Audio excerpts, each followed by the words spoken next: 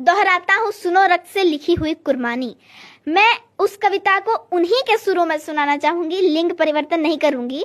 कविता है पंडित नरेंद्र मिश्र जी की, मेरे को बहुत पसंद है। एंड आपने रानी पद्मिनी का नाम सुना होगा। सुना है। तो जब वहां से खिलजी का पैगाम आया था कि रानी पद्मिनी को लाओ नहीं तो मैं रावल रतन सिंह को मार दूंगा, तब वहां क्या हुआ था, पंडित नरेंद्र मिश्र जी मेवाड़ी हैं, उन्होंने लिखा है, तो मेरे को बहुत पसंद है, मैं आपको सुनाना चाहूंगी। बिल्कुल। कविता है कि दोहराता हूँ सुनो रक्त से लिखी हुई कुर्बानी, जिसके कारण मिट्टी भी चंदन है राजस्थानी।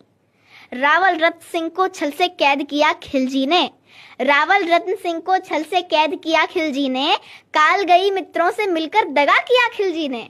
खिलजी का चित्तौड़ दुर्ग में एक संदेश आया, जिसको सुनकर शक्ति शौर्य पर फिर अधियारा छाया। 10 दिन के भीतर न पद्मिनी का डोला यदि आया, यदि न रूप की रानी को तुमने दिल्ली पहुंचाया, तो फिर राणा रतन सिंह का शीश कटा पाओगे, और शाही शर्त न मानी तो फिर पीछे पछताओगे। यह दारुण संवाद लहर सा दौड़ गया अंबर में। ये कविता थोड़ी लंबी है। यह दारुण संवाद लहर सा दौड़ गया अंबर में, यह बिजली की तरह छिदित सा फैल गया अंबर में। महारानी हिल गई, शक्ति का सिंहासन डोला था सतित्व मजबूर, जुल्म विजय ईश्वर में बोला था। रुष्ट हुए बैठे थे सेनापति गोरा रणधीर, जिनसे रण में भय खाती थी खिलजी की शमशीर। अब मैं बता दूं, यहाँ कई लोग कंफ्यूज होंगे कि वहाँ मतलब रावल रतन सिंह जो जिनकी पत्नी थी पद्मिनी, रानी पद्मावती, तो उनके जो सेनापति थे वो थे गोरा।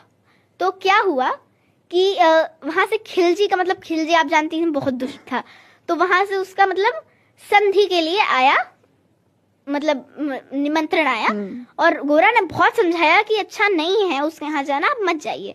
तो उन्होंने उसको बोल दिया कि तू तो बहुत तुच्छ है, क्यों तू क्या जानता है राजनीति, और ये सबको बोल दिया। और गोरा जी बहुत दुखी हो गए, बाकी सब उनकी संधि नीति की वजह से कि वो किसी की बात नहीं सुन रहे थे, चले गए।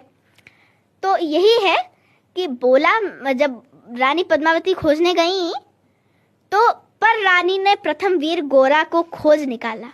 वन वन भटक रहा था मन में तिरस्कार की ज्वाला।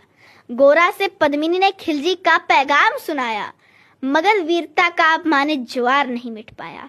बोला मैं तो बहुत तुच्छ हूँ राजनीति क्या जानू, बोला मैं तो बहुत तुच्छ हूँ राजनीति क्या जानू, निर्वासित हूँ राज मुकुट की हट कैसे पहचानू। बोली पद्मिनी समय नहीं है वीर क्रोध करने का, अगर धरा की याद मिट गई घाव नहीं भरने का। दिल्ली गई पद्मिनी तो फिर पीछे पछताओगे, और जीते जी रजपूती कुल को दाग लगा जाओगे। राणा ने जो कहा कि आइए माफ करो सेनानी, और ये कह गोरा के कदमों पे झुकी पद्मिनी रानी। अब ये पंक्तियां कह के वो गोरा के कदमों पे झुकती हैं, तो गोरा क्या बोलता है, बहुत इंटरेस्टिंग लाइन्स है। ये हे क्या करती हो गोरा, पीछे हट बोला, और रजपूती गरिमा का फिर धधक उठा था शोला। महारानी हो तुम शिशोदिया कुल की जगदम्बा हो, प्राण प्रतिष्ठा एक लिंग की ज्योति अग्निगंधा हो। जब तक गोरा के कंधे पे दुर्जय शीश रहेगा, महाकाल से भी राणा का मस्तक नहीं कटेगा। तुम निश्चिंत रहो महलों में देखो समर भवानी, और खिलजी देखेगा केसरिया तलवारों का पानी। राणा के सकुशल आने तक गोरा नहीं मरेगा, और एक प्रहर तक सर कटने पर भी धड़ युद्ध करेगा। एक लिंग की शपथ महाराणा वापस आएंगे, महाप्रलय के घोर प्रबंधन भी न रोक पाएंगे। शब्द शब्द मेवाड़ी सेनापति का था तूफानी, शंकर के डमरू में जैसी जागी वीर भवानी, जिसके कारण मिट्टी भी चंदन है राजस्थानी। दोहराता हूँ सुनो रक्त से लिखी हुई कुर्बानी। खिलजी मचला था पानी में आग लगा देने को। अब देखिए कितनी बेवकूफी कर रहा है। खिलजी मचला था पानी में आग लगा देने को। ये पंक्ति इस वजह से यूज की गई है क्योंकि इतना बौखला गया था वो कि कुछ भी ऐसा काम करने का बोल रहा था जो संभव ही नहीं है। पानी में आप आग लगा सकते हो? खिलजी मचला था पानी में आग लगा देने को, और पानी प्यासा बैठा था ज्वाला को पी लेने को। गोरा का आदेश हुआ सज गए 700 डोले, और बाकुरे बादल से गोरा सेनापति बोले, खबर भेज दो खिलजी पर पद्मिनी स्वयं आती है, अन्य 700 सखिया भी वो संग लिए आती है। एक एक कर बैठ गए सज गई डोलिया पल में, और मर मिटने की होड़ लग गई थी मेवाड़ी दल में। हर डोली में एक वीर था 4 उठाने वाले, हर डोली में एक वीर था, 4 उठाने वाले, और 5 ही शंकर की गण की तरह समर मत वाले। बजा कूच का शंख, सैनिकों ने जयकार लगाई, और हर हर महादेव की ध्वनि से 10 दिशा लहराई। कर अंतिम प्रणाम घोड़ों पर चढ़े सुबह अभिमानी, और देशभक्त की निकल पड़े लिखने वे अमर कहानी। जिसके कारण मिट्टी भी चंदन है राजस्थानी, दोहराता हूँ सुनो रक्त से लिखी हुई कुर्बानी। अब थोड़ा सा और बचा सुनिएगा, बहुत मजेदार है। जा पहुंची डोलियां एक दिन खिलजी की सरहद में, जा पहुंची डोलियां एक दिन खिलजी की सरहद में, उधर दूत भी जा पहुंचा खिलजी के रंग महल में।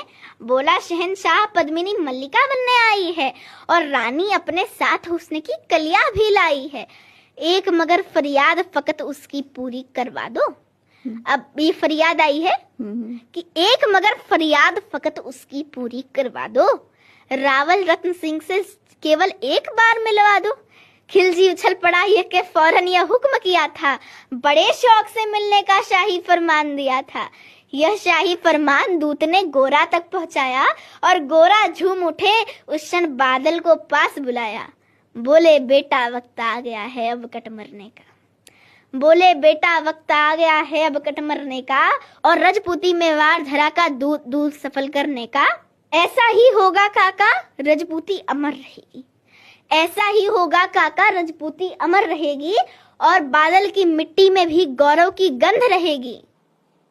तो फिर आ बेटा बादल सीने से तुझे लगा लूं, हो ना सके शायद अब मिलना अंतिम लाड लड़ा लूं। अब ये वाली पंक्तियां बोल रही हूँ तो देखिए इमोशनल हो गई कि ये मतलब ऐसा वो बोल रहे हैं कि तो फिर आ बेटा बादल सीने से तुझे लगा लूं, हो ना सके शायद अब मिलना अंतिम लाड लड़ा लूं। यह कह बाहों में भरकर बादल को सीने लगाया, धरती कांप उठी अंबर का अंतस मन भी भाया। सावधान कह पुनः पथ पर बढ़े गोरा सेनानी, झट से मुड़कर पोंछ लिया बूढ़ी आंखों का पानी। जिसके कारण मिट्टी भी चंदन है राजस्थानी, और दोहराता हूँ सुनो रक्त से लिखी हुई कुर्बानी।